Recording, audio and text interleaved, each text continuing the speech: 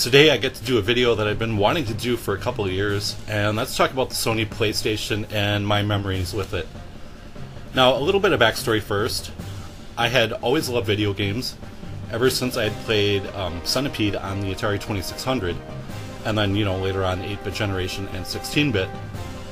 At the same time, I was also a musician, and that was my main focus. I would practice for hours a day, and while I loved video games, I could take them or leave them. Then one day, me and my roommate Bill were playing NFL 95 on the Sega Genesis, and I just looked at him and said, "Hey, I think I want to get a new game system. Let's go get an N64." And my buddy Bill looked at me and he's like, "No, dude, you got to get a PlayStation. Get a PlayStation." And then he's just telling me like all these games that come with it and everything, and basically the whole way to the store he's harassing me to get a PlayStation. Well, I get there and I look at the N64 and the games, and I look at the PlayStation and the games, and of course I ended up going with the PlayStation. Probably the best decision that anyone has made for me. We did get one game with it. It was NFL Game Day 98, and we played a game of that, and it was awesome. It was way better than NFL 95 or Madden 94. And of course, I don't play the sports games now too much anymore, but they were fun back then. But anyways, the really cool thing about it was it came with an interactive sampler CD, which had 12 games on it. The first game I tried was Tomb Raider 2, and I remember playing it, and they had this gauntlet section where you're like running from boulders, and you have to jump over spikes, and then you have these spike walls coming in, just about to crush you. And I had never, ever experienced anything like that in a video game before. And after playing that demo, I was like, okay, we're going back to the store tomorrow, we're getting this game. And it was a fantastic game, just a huge adventure, loved exploring, and me and my roommate Bill had managed to do it where we made it a 2-player game, where if one of us would get bored or stuck, or maybe we wanted to go eat or something, we just pass the controller off to, the next person and say, "Here, your turn." And we actually played through the entire game that way, and it was quite fun. Next game I remember is, I was looking through, I believe it was EGM, and they had a Game of the Year Awards issue, and one of the games they showed was Castlevania Symphony of the Night.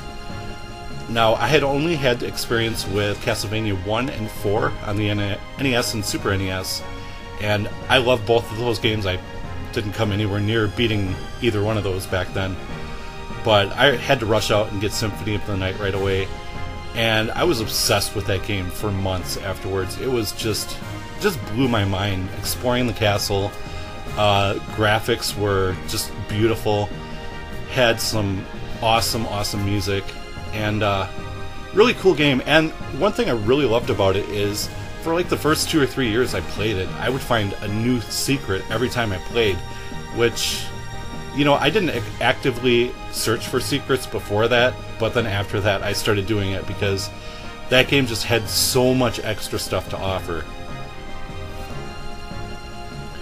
Now, one thing I should mention is the controller. What they had done with the original PlayStation controller is just took a Super Nintendo controller, added some shoulder buttons and some handles, and made what I thought at the time was a perfect controller. It was really comfortable. Buttons were placed perfectly. The shapes, with the square, circle, X, triangle, it was a little weird at first, but became second nature after a month or so. And then they weren't done with it though. They came out with a successor to it, which was the DualShock. Now, this controller is amazing. It's actually my favorite controller of all time. It just fits in my hands perfectly. I love where the sticks are placed. Yeah, just everything about it. And of course, what was really cool, being DualShock, is that it has a rumble feature. And, of course, another idea they stole from Nintendo, but whatever. But it was really cool because, they put a big motor in this side, and then a small motor in this side, and then, the system would send signals to it, and it would, do light vibration or really heavy vibration, and it was really cool. Just added some immersiveness to the games.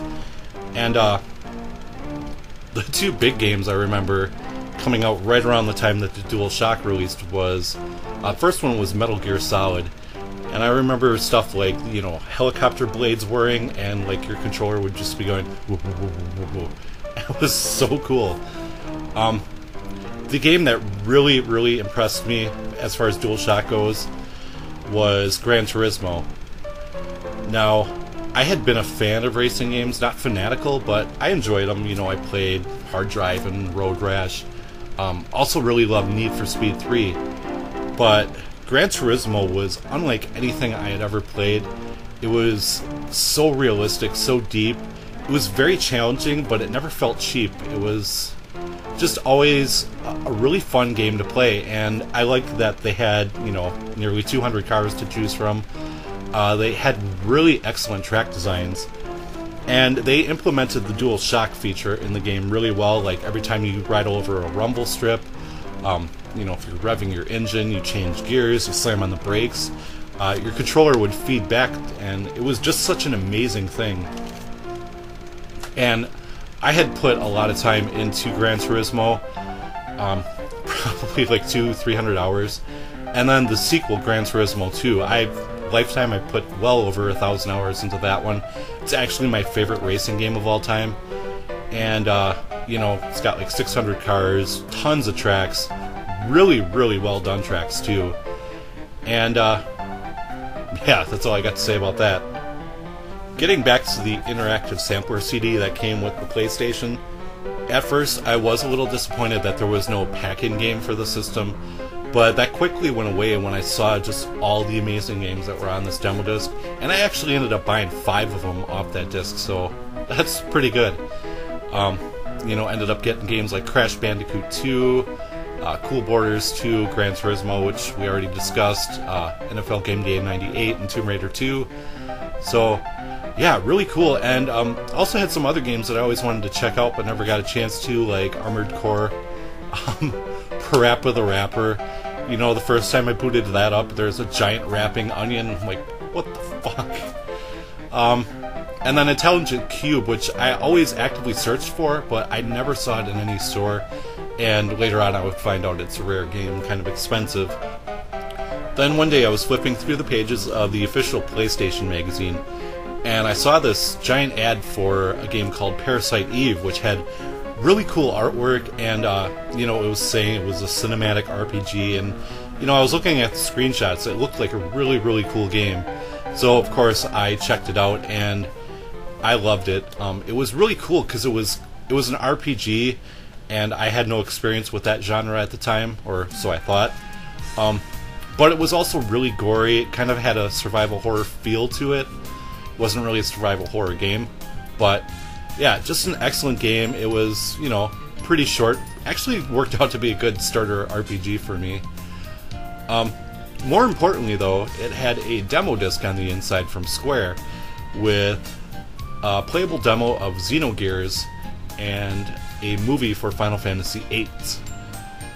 Now, Xenogears, I played through the demo, and I felt really attached to all the characters in it, including the NPCs, and then when the demo ended, it ended on a cliffhanger, and I'm like, oh no, I have to find out what happened. So I did something that I had never done before, and I actually called the store and, you know, said, hey, do you have a copy of Xenogears? But I called it Xenogears at the time. And the guy came back and said, yeah, we have Metal Gear Solid. And I'm like, no, Xenogears. And then I spelled it out for him, and then he's like, oh yeah, we have that too. So, you know, I went to the store, got that, and just an amazing game. To this day, I have not seen a game with a story that amazing, and nothing really even approaches it. Like, I played Xenosaga, Final Fantasy Tactics, Persona 4. Those games I thought really had great stories, but they still didn't approach the awesomeness of Xenogears. And then Final Fantasy VIII, it had a really cool movie on the disc, and then later on I would play a playable demo of the game, and I wasn't really too impressed with it. They had some good ideas, but I didn't think the demo was that great itself. But I ended up buying the game anyways, and wow, that game blew me away. I actually played through the game 9 times altogether, and you know, getting everything, all the secrets I could, with the exception of the Pocket Station stuff, because you know, we didn't get it in the States. And then of course I went back. I got Final Fantasy VII, Tactics, got 9, got, you know, all the Chronicles, Anthology, Origins, and then I just started, you know, acquiring whatever RPGs I could. I just fell in love with the genre. You know, picked up the Lunar games, Chrono Cross, Vagrant Story, just anything I could find. Now, one thing I really loved about the PlayStation era was the official PlayStation magazine, because they had always had a demo disc with every issue of the magazine, and for about a year I would actually play every single game on the demo disc every month. And I discovered a lot of cool titles this way, and some really weird titles that I haven't really seen anything like, such as Devil Dice, a puzzle game where you're like this cute little devil rolling over dice, and then Kagero Deception 2, where you have to like kill all these people in a mansion by setting traps for them, you know, like boulders will roll over them, or you can electrocute them, or have them hit by a pendulum. Just a really bizarre game, really bizarre series. I haven't seen anything like it. So yeah, that'll about do it for my PlayStation Memories episode. Been wanting to do this for quite some time. If you guys have any PlayStation memories, please share them in the comments down below, or, you know, leave a video response. And yeah, that'll do it. So thank you very much for watching, guys. See you next time.